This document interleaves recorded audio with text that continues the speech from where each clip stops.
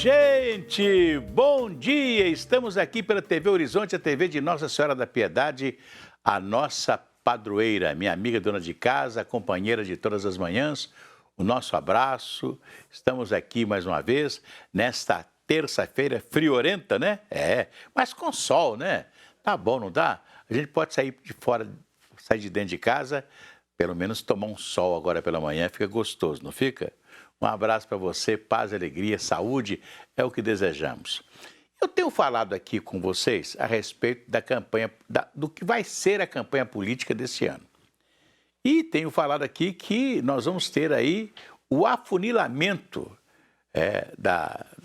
das candidaturas, das candidaturas que foram postas e que já estão afunilando. Por exemplo, ontem o ex-governador de São Paulo, João Dória, desistiu de ser candidato à presidência da República. Ele sofria uma pressão, apesar de ter ganho as prévias, né, dentro do seu partido, ele sofria uma pressão, né, do seu próprio partido para renunciar à candidatura. Porque o PSDB, o MDB e o Cidadania, eles querem lançar a senadora Simone Tebet, que tem menos problemas, né? Porque o governador de São Paulo tem uma rejeição grande, né? Também não saiu dos 2%, né? Nesse tempo todo, que ele foi governador de São Paulo, fez um trabalho muito interessante com a vacina, né? Mas ele não alçou voo, né? Não teve uma preferência agora nas primeiras pesquisas, né? A senadora Simone Tebet também não tem mais do que 1% da preferência das últimas pesquisas realizadas. Mas ela não tem a rejeição que tem o Dória. Então, quer dizer, ela é muito mais fácil de ser levada como uma candidata à presidência da República. Por outro lado, nós temos o Ciro Gomes, que tem 7, 8% em todas as pesquisas. Quer dizer, ele tem mais possibilidade de crescer, né? Ele é um bom debatedor, tem ideias próprias para a presidência da República. Se você conversar com o Ciro Gomes, se ele chegar aqui agora, sentar aqui ao nosso lado e eu perguntar o que é que o senhor vai fazer como presidente da República, ele lista aqui 10, 15 planos que ele tem, inclusive para a Petrobras e etc, né? Então, agora as coisas começam a funilar, né? Pelo outro lado, o Lula, né? Eu sempre falo o seguinte, olha, essa campanha vai ser uma das campanhas mais difíceis que nós teremos. Eles estão hoje, até através do TSE, do Supremo Tribunal, de dar uma segurada nas chamadas redes sociais, porque a campanha vai ser muito agressiva, né? E não pensa que o Lula vai ficar isento de críticas e etc, não, porque vai ser uma crítica muito feroz em cima dele, não só da Simone Tebet, que vai ser a candidata do MDB, né? Como também do Ciro Gomes, que vai ser o candidato do PTB, e do Bolsonaro. Então, vai ser em cima do Lula vai ser muita coisa, né? Até porque eles vão relembrar Petrolão, Mensalão, essas coisas todas vão ser colocadas no debate dessa eleição, né? Eles vão discutir muito mais problema de honestidade, de corrupção e etc., do que vão falar de planos de governo. É interessante, né? Planos de governo, ninguém quase que está falando de planos de governo, né? O único que falou de plano de governo até agora é o Ciro Gomes, que tem falado de alguma coisa de plano de governo. A Simone Tebet tem muitas ideias também, né? Ela é uma senadora muito ativa, né? A gente não sabe como é que vai ser a campanha, né? Mas que vai ser uma campanha muito difícil, com muitas agressões de lado a lado, isso vai ser. Então a gente tem que se precaver, né? Porque não vai ser moleza, não. Vai tudo bem, muito bem, muito bem, muito bem, muito bem, muito bem, bem, com pílulas de Lúcen. Sabe aquela dorzinha urinária, aquela sensação de queimação e ardor? Pílulas de Lúcen são antissépticas das vias urinárias e vocês encontram em todas as farmácias e drogarias da cidade. Após a incidência de casos de Covid-19 ter registrado alta nos últimos dias em Belo Horizonte, a Prefeitura da capital informou que o retorno da obrigatoriedade do uso de máscaras em locais fechados pode voltar a ser adotado. Quem nos fala sobre isso é o André Cristino. André. Desde que o uso de máscara deixou de ser obrigatório em Belo Horizonte, as ruas se dividem entre aqueles que abandonaram o item de proteção e os que ainda estão receosos.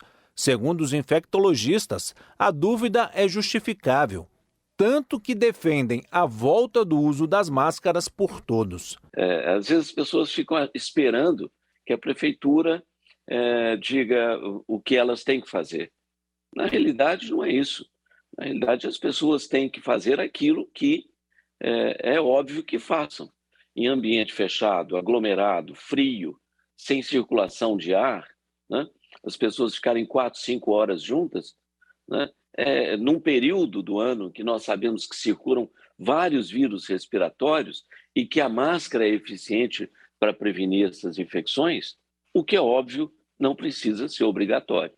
Segundo o último boletim divulgado pela Prefeitura, a capital registra 47 novos casos de Covid para cada 100 mil habitantes, um aumento de 67,49% em relação ao dia 28 de abril, primeiro sem a obrigatoriedade da máscara e que registrava 28 novos casos por 100 mil pessoas. Os nossos dados mostram, inclusive, uma incidência acima dessa. Nós estamos mais de 100 casos por 100 mil habitantes. Então, esse já é um momento de alerta e de incentivar a vacinação, incentivar medidas de barreira não farmacológicas que evitem a circulação e a explosão do vírus. Outro dado que demanda atenção é a vacinação de crianças.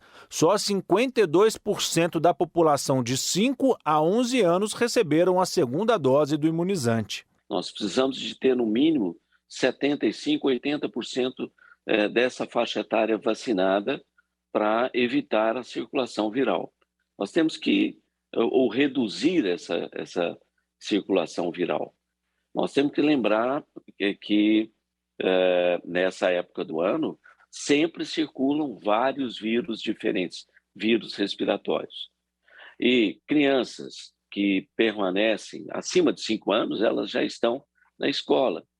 Né? E nas escolas, 4, 5 horas juntas, em ambiente fechado, né? O risco aumenta muito. 5 dias na semana, no mínimo, né? Esse risco aumenta. No ápice da pandemia, foi necessário instituir medidas mais rígidas para controlar o coronavírus. A flexibilização é algo natural, a partir do momento que os indicadores apontem evolução. Mas em caso de novas altas, é importante retomar os cuidados. As medidas de intervenção que devem ser tomadas antes que o problema fique insuportável. Porque depois que ele fica que há uma explosão do número de casos, você já não controla mais. Né? Nós sabemos que o crescimento de uma pandemia com um RT, ou seja, com índice de transmissão de 2, 3, né? Ou seja, uma pessoa infecta 2 a 3, e esse vírus circulando agora infecta 10, né? O RT de um Ômicron ou das suas variantes é em torno de 10. Uma pessoa infecta 10, você não consegue controlar. Verdadeiramente, a máscara é tudo aquilo que nós temos de bom para passarmos por esse inverno. Né? Até porque o inverno, ele nos traz gripe, nos traz resfriado, nos traz uma série de coisas. Né? E quando você usa a máscara, você se protege. Então, usar a máscara é uma das boas coisas, né, para a gente passar por esse período. Olha que teve aquele período que todos nós usamos muita máscara, né? Tivemos usando a máscara em todos os lugares. Nós tivemos, inclusive os remédios para gripe não venderam, né? Os remédios para gripe, os laboratórios tentaram emplacar os remédios para gripe aí e tal, etc. Os remédios não venderam, porque ninguém ficou gripado, porque a máscara protegeu muitas pessoas da gripe, né?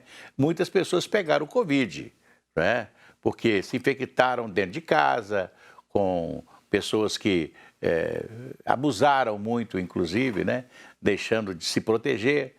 Mas é muito importante que você use a máscara, porque a máscara vai ser, né, a proteção de todos nós. Olha aqui, O ex-presidente Lula, né, chamou o Alckmin, depois de ontem, que o ex-governador João Dória renunciou à candidatura à presidência da República pelo PSDB, e fez uma proposta do Alckmin trazer a parte do PSDB para a campanha do Lula. Está me lembrando aqui o Tancredo, né, que era fissurado em ter a antiga UDN o apoiando. Chegou até a fazer um partido, né, que PSD e UDN se uniram no PP, né? Foi quando ele conheceu a figura do Hélio Garcia e gostou muito do Hélio Garcia, e o Hélio depois o acompanhou, né? Foi até o seu vice-governador e prefeito de Belo Horizonte. O Tancredo gostava tanto do Hélio Garcia que o fez prefeito da cidade também, né? Mas eu acho que, não sei se o Lula vai conseguir, né, trazer parte do PSDB para a sua campanha. É isso que ele está querendo, né? Vai ser um pouco difícil. E o presidente Bolsonaro trocou mais uma vez o presidente da Petrobras. Gozado, né? Cada vez que aumenta o combustível, ele troca o presidente da Petrobras. Isso é uma satisfação. O presidente Bolsonaro sabe que não pode mudar preços da Petrobras. A Petrobras é uma empresa de economia mista. Ela tem a maioria das ações do governo federal, mas que ganham lucro. Quando a Petrobras ganha o lucro, quem ganha mais é o governo federal, que é o dono de 51% das ações da Petrobras. Os outros ganham, os outros sócios ganham, mas o presidente da República, a presidência, o governo do Brasil ganha mais, né? Então recebe muito dinheiro da Petrobras. Mas a Petrobras dá lucro, né? Então, o presidente sabe que não pode mexer nos preços da Petrobras. A Petrobras é uma empresa que não é só do governo federal. Ela tem outros sócios, ela tem 49% de sócios, né? E são muitos, né? E só dele ter trocado o presidente da Petrobras ontem, já teve reflexo na Bolsa de Valores. A ação da Petrobras caiu um pouquinho, né? Um reflexo, né? Mas o presidente, quando ele troca o presidente da Petrobras, o que ele quer dizer? Que ele é contra o que está acontecendo com o aumento de preço do combustível. Ele é contra, como todo mundo é contra, né? Ele dá uma satisfação para os caminhoneiros, para os tanqueiros, né? O pessoal que podia estar aí fazendo um movimento mais sério. Mas quando ele faz isso, o pessoal fala assim, o presidente também é contra. Já trocou o presidente da Petrobras quantas vezes? Ele está tentando, mas não está conseguindo, né? Enquanto isso, o pessoal não faz greve, né? Nós não temos uma greve de caminhoneiro, não temos uma greve de tanqueiro, nem nada. Mas está em paz, o Brasil está em paz, né? Nesse setor. Apesar da vontade das pessoas de fazerem greve, né? Mas isso aí é uma satisfação que o presidente Bolsonaro tem dado ao seu eleitorado, ao pessoal que o acompanha. É igual brigar com o ministro Alexandre de Moraes, com o Supremo Tribunal Federal. Tem muita gente que não gosta do Supremo Tribunal Federal, né? O Supremo Tribunal Federal nosso fez coisas assim do arco da velha. Vocês lembram aquele tal de aquele bandido lá que já estava preso, né? Já estava preso porque foi julgado e condenado numa ação, e aí ele foi tirado da cadeia pelo Supremo Tribunal Federal e nunca mais voltou para a cadeia. Diz que quando eles tentaram decretar a prisão dele no outro dia, já tinha sumido, e sumiu até hoje. Está sumido até hoje. Um dos maiores traficantes do país, né? Foi tirado de lá de quem? Pelo Supremo Tribunal Federal. O povo do Brasil tem alguma coisa contra o Supremo Tribunal Federal, né? Porque tem lei, mas é uma lei que você coloca fora da cadeia. Um cara que já está condenado, né? E depois, por outro motivo, por outro processo, tira ele da cadeia. O pessoal vê o Supremo Tribunal Federal assim, não é de bons olhos, não. Certas coisas que acontecem lá, não é verdade? Né? Então, o Supremo Tribunal Federal deixou o ex-presidente Lula ser julgado, condenado, preso e etc. Tal. Só depois que o Moro não era mais ministro da Justiça e se enfraqueceu, é que o Supremo tomou a decisão de perdoar, né, o presidente Lula. Quer dizer, todo mundo olha isso, né? Tem muita gente que não gosta do Supremo, não é verdade? Né? E o presidente da República está mantendo uma briga com o Supremo, né? Entra aqui, entra ali, tenta desqualificar o ministro Alexandre de Moraes, etc. E ele está fazendo, quer dizer, ele está julgando para a plateia dele, né? Ele está aí quase praticamente uma campanha política, então o presidente Bolsonaro está julgando para a campanha dele, está julgando para os apoiadores dele. Né? Isso é que está acontecendo. Vou cantar aquela musiquinha. Se a criança acordou, dorme, dorme, menina, tudo calmo ficou, mamãe tem auricedina, analgésico e antisséptico de uso local para adultos e crianças, todo mundo sabe, dor de ouvido, auricedina. Se persistirem os sintomas, o médico deverá ser consultado. Olha aqui, com a queda da temperatura em todo o estado, a Prefeitura de Contagem vem intensificando a distribuição de agasalhos e cobertores para as pessoas em situação de rua e a abordagem social para levá-los aos abrigos. Quem conta essa história é a Gabriele Assis. Gabriele. Contagem, na região metropolitana de Belo Horizonte, tem cerca de 640 pessoas vivendo em situação de rua. Uma realidade difícil, principalmente no período mais frio do ano. Deixa eu te falar, morar na rua é complicado, tá filmando? Mas que se eu ver cada um agasalhado, pra mim satisfaz. Mas que sempre obrigado pela ajuda. O Israel é conhecido da população em situação de rua nesta praça da cidade e ajuda como pode. A gente tem um costume, né? A gente tem uma aula e eles participam da aula diretamente e indiretamente. Então sempre trata a gente com muito carinho, com muito respeito. E eles pediram, quando começou a chegar o frio, eles pediram para a gente o que puder fazer. E o que a gente pode estar fazendo, a gente traz, ajuda.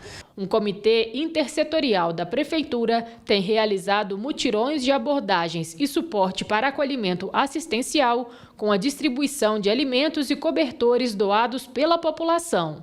A Prefeitura ampliou as vagas nos abrigos que a gente já tem no município. A gente hoje tem 100 vagas na Casa de Passagem, 50 vagas no abrigo Bela Vista e ampliamos para 40 vagas, 20 na Casa de Passagem e 20 no abrigo Bela Vista. E também está oferecendo vestuário, cobertores e uma alimentação quente para aqueles que não aceitam ir para os acolhimentos. E toda ajuda é bem-vinda. As 8 regionais aqui de Contagem estão recebendo doações e também há um ponto de coleta na entrada da Prefeitura. A gente está recolhendo roupas, cobertores, meias, são muito importantes, meias, gorros para as extremidades. Pois é, muito importante que você aí de Contagem colabore, né? Procurando as regionais da cidade.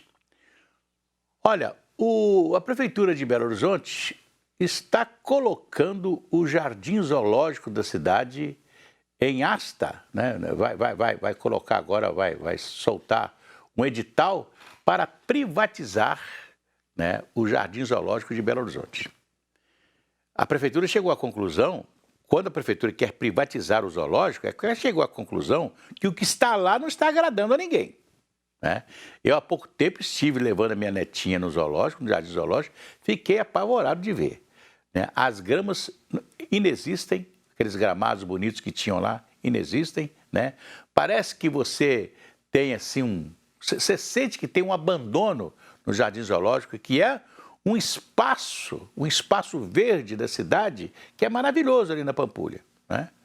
Mas parece que tem assim, um certo ar de abandono. Então a Prefeitura quer privatizar. Né? Privatizar significa que hoje você paga para entrar no zoológico. Né? O carro paga para entrar no zoológico, o cidadão paga para entrar no zoológico. Né? As crianças, acho que até 5, 6 anos, não pagam, né, para entrar no zoológico. Mas o zoológico tem renda, né? Só que é mal administrado. Então, se a Prefeitura quer privatizar o Jardim Zoológico, né, ela quer, naturalmente, dar a oportunidade do local ser melhor mantido pela municipalidade, né? Você tá com uma firma, né, que vai ganhar a licitação, que vai, né, realmente tratar bem os animais e, naturalmente, você tem que ter, né, médicos, né, à disposição, né, lá do Jardim Zoológico, sanitaristas, uma série de coisas, farmacêuticos, tem uma série de coisas que você tem que ter, né? Então, eu não sei se é vantagem para alguém que vai ter que administrar o zoológico, recuperá-lo, fazer dele um verdadeiro jardim bonito, cheio de graça, né? E naturalmente, Tem outras coisas aqui na cidade, como, por exemplo, o Parque Municipal de Belo Horizonte também está em situação calamitosa, né? Mal cuidado também. Por quê? Né? Por que está na mão do governo, do governo da prefeitura, né? E não funciona? Vocês veem as praças da cidade. A melhor praça de Belo Horizonte hoje é a Praça Floriano Peixoto, ali em Santa Efigênia. Nem a Praça da Liberdade, mais que tem outro, já hoje tem uma firma, né, que cuida da Praça da Liberdade, nem a Praça da Liberdade está tão bem cuidada como a Praça Floriano Peixoto. E se finir, nós não temos mais nenhuma praça aqui em condições de você dizer assim, que praça bonita, que coisa maravilhosa. Diferentemente, você vai na Argentina e Buenos Aires, as praças são lindas, maravilhosas. Você vai em outros países aí, os jardins, as praças. Brasília, que tem um verde muito grande, né? É bem cuidado. Mas aqui em Belo Horizonte, infelizmente, a prefeitura está devendo. E quando fala em privatizar o zoológico, naturalmente que a própria prefeitura está achando que o zoológico está mal cuidado. A tal de Fundação de Parques e Jardins aglomerou tudo na Fundação de Parques e Jardins, Jardim Zoológico, Parque Municipal, as praças, o verde da cidade e ainda os cemitérios. Aí é demais, né? Amanhã a gente volta.